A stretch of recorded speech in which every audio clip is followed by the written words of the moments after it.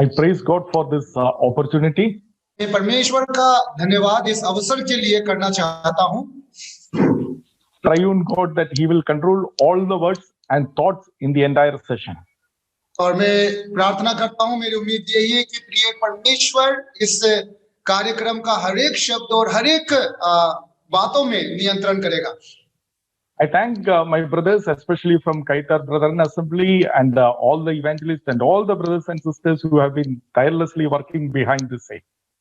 और मैं विशेष करके अपने प्रिय भाइयों को जो बड़ी ही मेहनत के साथ इस कार्यक्रम के पीछे काम कर रहे हैं, इसका प्रबंध करने में लगे हुए हैं, मैं उन सब का दिल की गहराई से शुक्रिया अदा करना चाहता हूं। And yesterday we had a wonderful session with Dr. Babu K. Varghese uncle, and we learned about how the missionaries worked, especially in the literature, language, and many of those areas. कल के दिन हम लोगों ने doctor बाबू के Varghese uncle के द्वारा बहुत ही सुंदर एक सत्र को देखा था, जिसमें उन्होंने हमें बताया कि मिशनरियों का जो योगदान है भारतीय साहित्य के क्षेत्र में।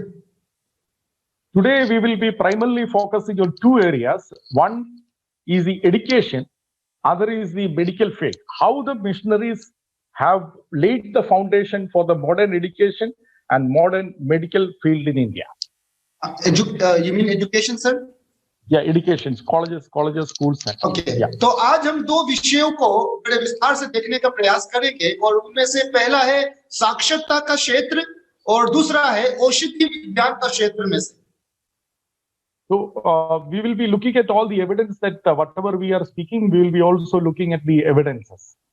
तो आज के दिन हम लोग उनमें सारे उनके इस विषय के संबंध में या इस विषय के एवज में जितने भी प्रमाण हैं उनके साथ हम लोग इस सत्र में हम देखेंगे। So when we start speaking about the missionary contribution to the education of our India, the schools and colleges, we often hear the objection that no, we were already educated. The Britishers came and destroyed our education. Today, I am not going to refute it, but I am going to highlight some differences and then directly go in 2 minutes to the subject. तो जब भी हम साक्षरता के विषय में बातें करते हैं तो हमारा ये तर्क रहता है कि नहीं, हम लोग पहले से शिक्षित दीक्षित थे, अंग्रेजों ने आकर के हमारे सारे साक्षरता का जो भी कार्यक्रम था उसे पूरा बिगाड़ दिया है। तो आज मेरा मकसद ये नहीं है कि मैं उनके विपक्ष में कुछ बोलूं, मैं सिर्फ 2-3 बातों को चंद मिनट में या चंद क्षणों में आपके सामने रख करके तुरंत हमारे विषय में हम लोग प्रवेश करेंगे। Before the missionaries came to India, we had, in fact, before the Protestant missionaries, before the William Carey came to India, we had even the 5 types of schools in India. One is the Gurukul, another is the Pathashala, then 2 by the Muslims, and even as we would see, some in South India by missionaries even before William Carey. These were the 5 types of schools that we had before the Protestant missionaries began working in India. तो Protestant विश्वास मिशनरियों का आने से पहले हमारे भारत देश में हम 5 प्रकार के शिक्षा को या 5 प्रकार के साक्षरता को या विद्यालयों को हम लोग देख सकते हैं। उनमें से पहला है गुरुकुल, दूसरा है पाठशाला, दूसरा मतलब और फिर अगला जो 2 है वो मुस्लिम लोगों के द्वारा पढ़ाया जाने वाला उनके विद्यालय है, उनके पाठशाला है। और उसके बाद दक्षिण भारत में मिशनरीज के द्वारा शुरू किए गए कुछ विद्यालय भी थे। So out of this, among the Gurukul and Pathashala that was run by our Hindu brethren, I would accept that Gurukul was a good education system compared to those ages. Like if you compare it to the West at that time also, Gurukul was good, but Gurukul was only for 1 or 2% of the entire India's population. Only they had access to Gurukul. तो मैं मानना चाहता हूं, इस बात को मैं अंगीकार करता हूं कि उस समय में जो गुरुकुल हुआ करते थे वे अपने शिक्षा के क्षेत्र में अव्वल हुआ करते थे और बहुत अच्छे थे, लेकिन वो कुछ ही लोगों के लिए, कुछ ही प्रतिशत के लोगों के लिए कुछ ही प्रतिशत के लोगों के लिए ये सुविधा उपलब्ध थी, बाकी सब लोगों के लिए नहीं था। But whereas Pathashalas, we cannot consider them as proper education systems. They were basically trying to train people to do their own caste jobs with the basic arithmetic and probably some basic literacy if it was required. So that cannot be considered as a education. I would explain it why in one word after this. पाठशाला जो है उसे हम लोग सही मायने में शिक्षा का माध्यम नहीं कह सकते। कारण ये है कि पाठशाला में लोगों को उनके परंपरा, उनके रीति रिवाज और उनके जाति के अनुसार कुछ करने के लिए उन्हें सिखाया जाता था। If I am employing, suppose if I have a business, if I have a shop, and if I am employing one person, if I teach him how to do the work in my shop, I cannot claim that I have educated him because I am basically taught him to be beneficial for me. I cannot claim that I have empowered him. Empowering him means he will have to choose his own jobs, or he will have to choose his own ways. That was not happening in Pathshala. तो मान के चलिए, एक उदाहरण के साथ मैं समझाना चाहता हूँ। मान के चलिए कि मेरा एक व्यवसाय है, मेरा एक व्यापार है, उसमें मैं किसी को काम के लिए रखता हूं और उस व्यक्ति को अपने दुकान में कैसे काम करना है, क्या करना है, ये सिखाता हूं मैं उसे। तो इसे मैं दावा नहीं कर सकता कि मैं उसे सशक्त कर रहा हूं या मैं उसे सब कुछ सिखा रहा हूं ताकि वे भविष्य में जाकर के अपने लिए कुछ व्यवसाय कर सके, बल्कि मैं सिर्फ उससे अपने काम के लिए, मेरे फायदे के लिए जितना जरूरत है उतनी बातें मैं उसको सिखा रहा हूं। So as I said at the beginning, today my focus is not on refutation. My focus is on showing what the missionaries have done, and in what the missionaries have done, everybody can agree that the women's education, educating the girl child, was a special contribution by the missionaries, which was not there in any of the systems that was there in India before missionaries. आज के सत्र में मैं किसी भी प्रकार का बात का विपक्ष में खड़ा होने के लिए नहीं हूं। मैं सिर्फ इतना समझाने का प्रयास कर रहा हूं कि मिशनरी लोगों का भारतीय शिक्षा के क्षेत्र में क्या क्या योगदान रहे हैं। उनमें सबसे पहला है स्त्रियों का या लड़कियों का, महिलाओं का साक्षरता। ये महिलाओं का साक्षरता जो है वो मिशनरियों का एक विशेष उपलब्धि है, विशेष योगदान है जो हमारे भारतवर्ष के किसी भी समय में पाया नहीं जाता था। So let us begin. We have a Lutheran missionary called as Sikenbel, who came to Tamil Nadu, and almost 100 years or 80 years before William Carey himself, and he had started a girls' school at that time itself, 1707. He started the first girls' school in the entire India.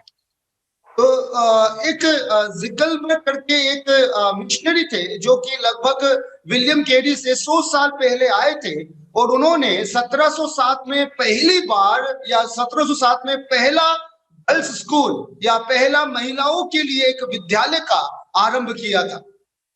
But the real efforts, the efforts that were significant efforts were done after William Carey came to India. And we know that in Serambur, they were known as triads. There were 3 missionaries working together. Along with William Carey, there were 2 others.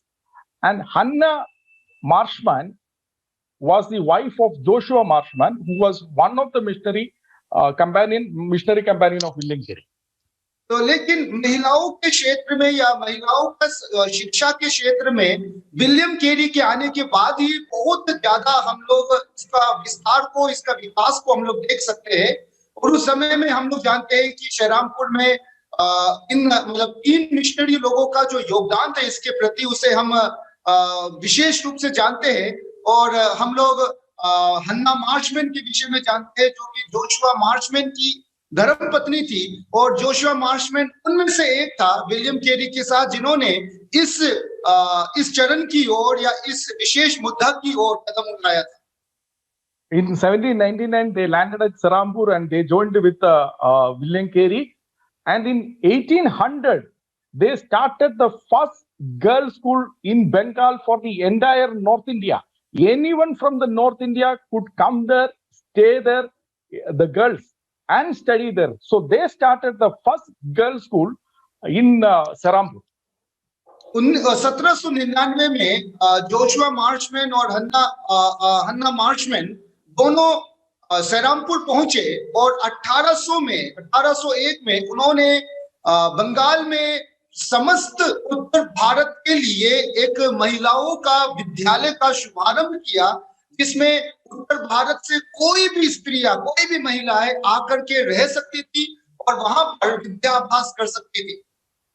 By 1824, as you would know, she formed the Serambur Native Female Education Society, and by 1824 they had 14 schools with 260 girls studying there. और 1824 तक उन्होंने 1824 में उन्होंने Serampore native female education society का स्थापना किया और तब तक उनके पास 14 स्कूल हो चुके थे, 14 विद्यालय हो चुके थे और उनमें पढ़ने वाले महिलाओं की संख्या बढ़कर 260 हो चुकी थी। And we should all be aware that this woman, this wife of Joshua Marshman, she herself was an excellent missionary. The tireless effort that she gave for the missionary work, you cannot compare. That much was her effort. और आपको इस बात को भी ध्यान रखना है कि हन्ना मार्शमैन जो थी वो भी एक अपने आप में अद्भुत एक मिशनरी थी, जिन्होंने बिना थके यहाँ पर महिलाओं के लिए सेवा किया। We know that we all are. I am thinking that we are all aware that William Carey's wife was not in a good mental condition even before she came to India. When her one of the child was lost, when she lost one of the child, she went into depression. After coming to India, they lost a few more children, and she went into the complete depression, almost to the point of insanity. So it was Hannah Marshman who took care of the children, who took care of William Carey's wife as well, and then she ran the school also. Think how much effort she is paying for it. तो आप हन्ना Marshman के योगदान को या हन्ना Marshman के उस बिना थके उनके प्रयास को इस बात से अंदाजा लगा सकते हैं कि हम सब लोग इस बात से वाकिफ है कि विलियम केरी की जो पत्नी थी वो मानसिक रूप से बिल्कुल स्वस्थ नहीं थी। उनके भारत आने से पहले ही उनके पहले बच्चे के खो जाने के बाद वे काफी डिप्रेशन में चले गए थे। तत्पश्चात जब वे भारत आए तो भारत आने के बाद उन्होंने कुछ और बच्चों को खोए और फिर उनका डिप्रेशन, उनका तनाव इस कदर बढ़ गया कि वे लगभग पागल जैसी हो गई थी। ऐसे समय में हन्ना मार्शमैन ने विलियम केरी के पत्नी का देखभाल करने के साथ साथ उनके बच्चों को भी पाला और साथ ही साथ वे स्कूल को भी, विद्यालयों को भी चला रही थी। इस बात से आप उनके अथक प्रयास का अंदाजा लगा सकते हैं।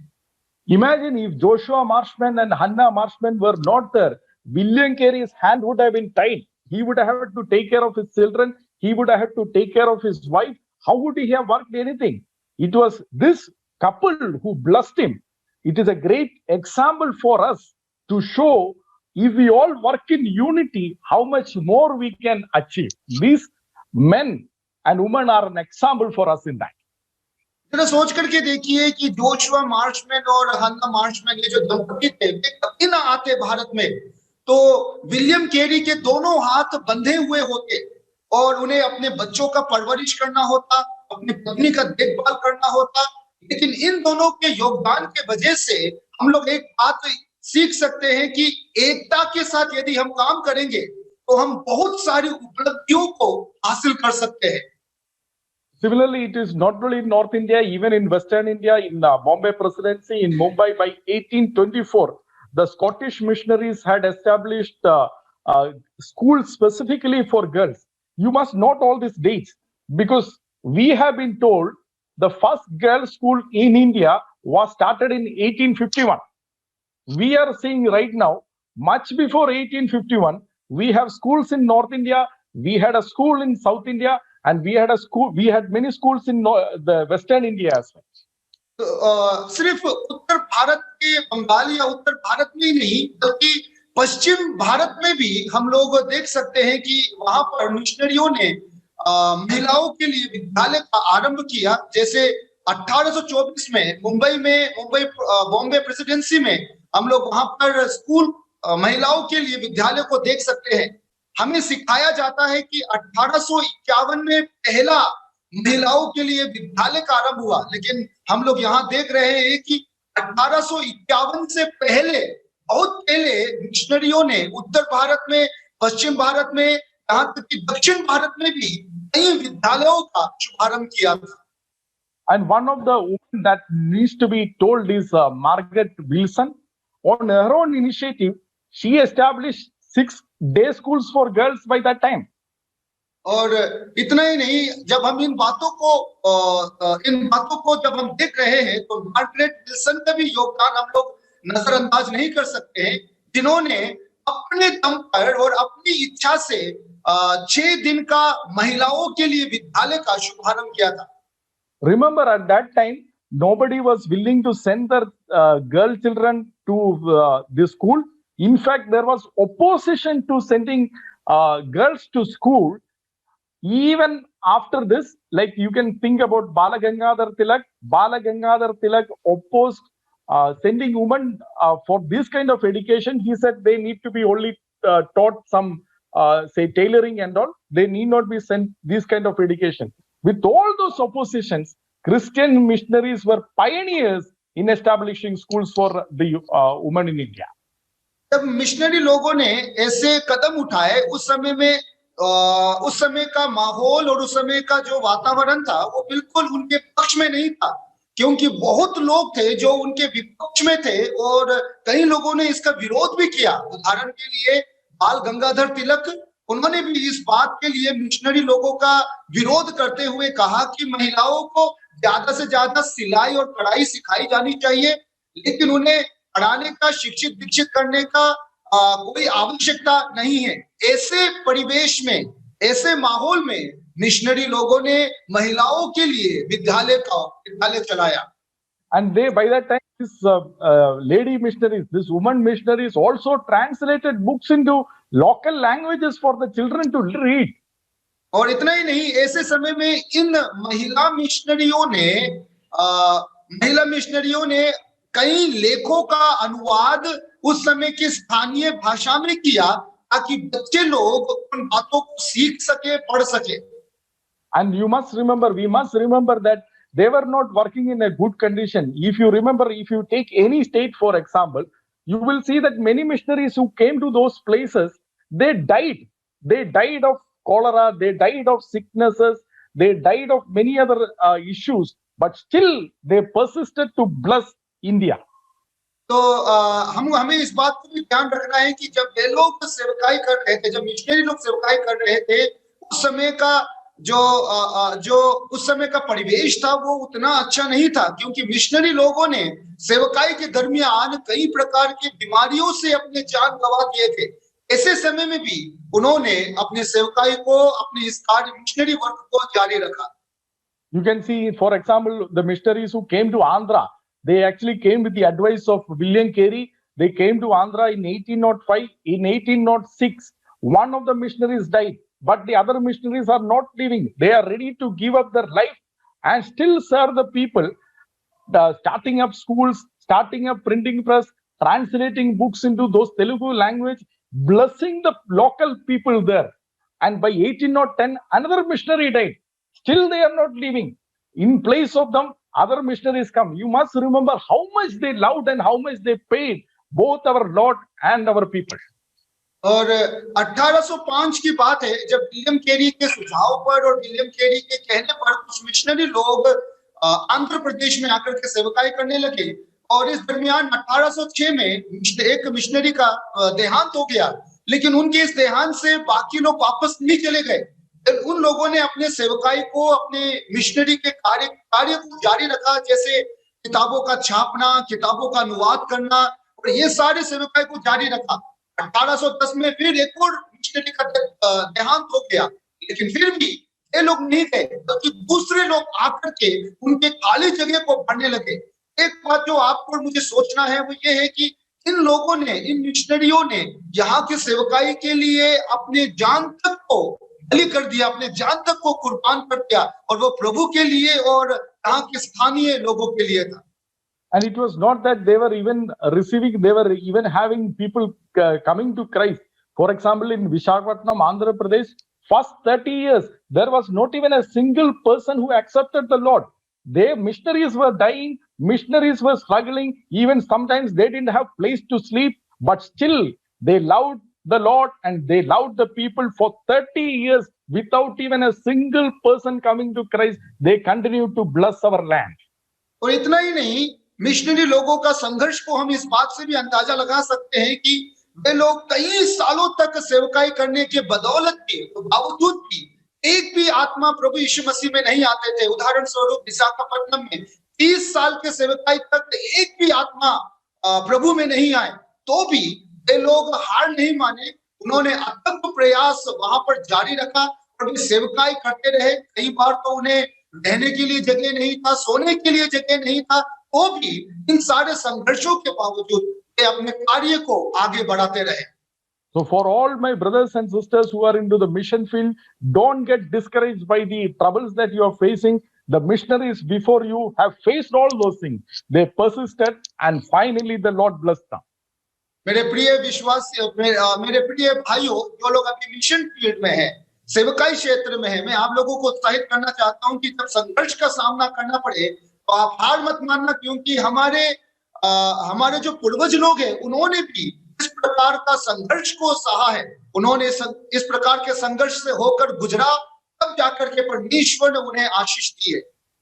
You can see in 1810, as I said, one of the missionaries who came to Visakhapatnam died. But in 1811, they are going to establish another school for the girls of that place. They are not going to give up their good work despite all the troubles that they are facing. They are a great example for us to follow. तो जैसे मैंने आप लोगों को पहले बताया कि 1810 में विशाखापट्टनम में एक मिशनरी का देहांत हो गया था, तो भी देखिए वे लोग हार नहीं माने, उनकी मृत्यु से पराजित नहीं हुए, बल्कि 1811 में उन्होंने एक और महिलाओं के लिए विद्यालय का शुभारंभ किया, जो हमारे लिए एक चुनौती है, कि हमारे लिए भी एक चुनौती है। So by 1850, we had 354 schools only for, not just 354, actually we have more than 400, 354 day schools and 91 boarding schools only for girls. Studying there, almost more than 13,000, 14,000 girl students studying by 1850. तो 1850 तक इन मिशनरियों के अथक प्रयास के द्वारा 1850 तक 354 महिलाओं के लिए स्कूल, विद्यालय तथा 91 बोर्डिंग स्कूल छात्रावास उन्होंने स्थापित कर दिया, जिसमें 13 से 14 हजार लोग अध्ययनरत थे, जिसमें वे लोग पढ़ाई करते थे। But what do we hear? If we ask in the current history book, if we ask them who started the first school for the girls, we are given Savitribai Phule's name, because they started, Mahatma Jyotirao Phule started in 1851. We are not against them. They were actually, we can say in one way, they were the first fruits of the missionary work. We are all for them. But Satyameva Jayate, the truth has to be told as it is. It was not them. It was the missionaries who laid the foundation. अगर हम लोगों से महिलाओं के बीच में शिक्षा का बातें किया जाए, तो हम लोगों को सिखाया जाता है कि 1851 में ज्योतिराम फूले के द्वारा उन्होंने पहला महिलाओं के लिए विद्यालय का शुभारंभ किया था। लेकिन सत्यमेव जयते ये एक ऐसा कार्यक्रम है जिसमें सत्य को जैसा वो है वैसे ही हमें प्रस्तुत करना है। और हम आपको ये बताना चाहते हैं कि 1851 से बहुत पहले मिशनरी लोगों ने महिलाओं के साक्षरता के लिए प्रयास करना शुरू कर दिया था। And even I don't think Mahatma Jyotirao Phule have an issue with it, because Mahatma Jyotirao Phule himself acknowledged the contribution of missionaries several times. It is only the later historians who are refusing to accept the contribution of missionaries in blessing the India. जहां तक महात्मा ज्योतिराम फूले का सवाल उठता है, वो भी इस बात से कभी भी इनकार नहीं करते हैं कि महिलाओं के बीच में शिक्षा का जो पहला कदम है मिशनरियों ने उठाया, क्योंकि उन्होंने कई बार इस बात को अंगीकार भी किया है। लेकिन ये बाद में जो हमारे भारत के इतिहासकार है, जो मिशनरियों के योगदान को अनदेखा करना चाहते हैं, उन लोगों के बदौलत हम लोग आज हमारे वर्तमान इतिहास में वर्तमान इतिहास को देख पा रहे हैं। For example, Mahatma Jyotirao Phule in his book Slavery, page 75, the English translation, it says, it is the true teachings of Jesus Christ that has delivered us from the slavery. He is acknowledging it. तो इसके मतलब एक उदाहरण स्वरूप ज्योतिराम फुले के द्वारा लिखा गया एक किताब में उन्होंने इस प्रकार से कहा कि यीशु मसीह के द्वारा ही हमें गुलामी से छुटकारा मिला है। And even he continues to say in another book, The Essence of Truth, he continues to say that it was the missionaries, it was the Christian teaching that actually delivered us from the clutches of the Brahmins as well. So he has no problem in acknowledging the contribution of the gospel as well as the missionaries. It is only the later historians. We are not against them. We are all for them. But the later historians has not acknowledged the great contribution of the Christian missionaries in India.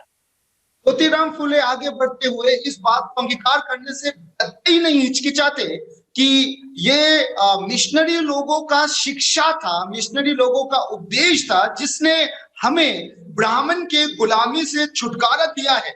ये उसका भी शिक्षा था और उन्होंने कई बार missionary लोगों के योगदान को सराहा है, उनको अंगीकार किया है। लेकिन बाद के इतिहासकार ने, बाद के हमारे भारत के इतिहासकारों ने मिशनरी लोगों का भारत के लिए जो योगदान था उसको अनदेखा करना शुरू कर दिया। So we can all thank God and proudly say that it was the Christian missionaries who laid the foundation for the women of India to learn and become learned. और ये हम इस बात के लिए परमेश्वर को धन्यवाद दे सकते हैं कि मिशनरी लोगों के सेवकाई के बदौलत हमारे भारतवर्ष में महिलाओं को सिखाया जाता है और वे सीख सकते हैं। And missionary schools were not just unique in admitting girls. One of the other uniqueness of the Christian mission schools was they admitted children from all the castes. Before that, the castes were segregated. It was the Christian missionaries who started the schools and admitted children from all the castes, thus laying the foundation for the modern society itself. और missionary लोगों के द्वारा इस विद्यालय की स्थापना का एक और खूबसूरती और एक और अतुल्यता इस बात से भी हम लगा सकते हैं कि भारत में पहले जनजातियों को, भारत के निवासियों को जाति के अनुसार विभाजित कर दिया गया था, लेकिन मिशनरी लोगों के द्वारा ये शुरू किया गया इस मुहिम में, इस विद्यालय में उन्होंने सारे जात पात को अलग हटा करके सब लोगों को एक साथ वहां पर पढ़ाना शुरू किया और वहां पर जात पात का कोई भेद नहीं रहा। ये भी मिशनरी लोगों के द्वारा स्थापित किए गए विद्यालयों का एक बहुत बड़ा योगदान है। In 1804, as you would see, for example, in Visakhapatnam, when they started the school, they admitted all children without distinction. And what is the importance of it? The importance is that when you are studying together with all kinds of people, all your prejudices will break. You know that there is no meaning in untouchability. You know that there is no meaning in this discrimination because the children from the other caste are your friends. So that lays the foundation for the modern society in India. तो हमारे फिर आप लोग देख सकते हैं कि 1804 में जब विशाखापट्टनम में जब विद्यालय का स्थापना किया गया तो वहां पर हर जाति के लोगों को एक साथ वहां पर दाखिला दिया गया, जहां वे बैठ करके पढ़ सकते थे, बैठ करके सीख सकते थे, जहां पर उन्होंने बिना किसी भेदभाव के, बिना किसी जात पात के, बिना किसी ऊंच नीच के भावना के लोगों को सिखाना और लोग सीखना वहां पर आरंभ किया। उससे एक फायदा ये हुआ कि लोगों के बीच में ये जो छुआछूत था और ऊंच नीच का जो भेदभाव था, वो भेदभाव का जो गलतफहमी था, वो हमेशा के लिए दूर हो गया, जिसके वजह से हमारा आधुनिक समाज का एक बुनियाद को हम लोग वहां देख सकते हैं। So this happened in many places, not just in Andhra, in many places, and thus they laid the foundation not only for the education of women, they also laid the foundation through the schools for the modern India itself, where we are all one together. It was the missionary schools which started that concept in India. और ये सिर्फ आंध्र प्रदेश में या दक्षिण भारत में ही नहीं है, ये पूरे भारतवर्ष में है। और इतना ही नहीं, उन्होंने सिर्फ महिलाओं की शिक्षा के क्षेत्र में ही नहीं, हर क्षेत्र में मिशनरियों ने योगदान दिया। और ये जो एकता का जो विषय है, एकता का जो सोच है, विचार है, वह भी मिशनरी लोगों के द्वारा हमारे इस आधुनिक समाज को, आधुनिक भारत को दिया गया एक प्रदान है, एक भेंट है।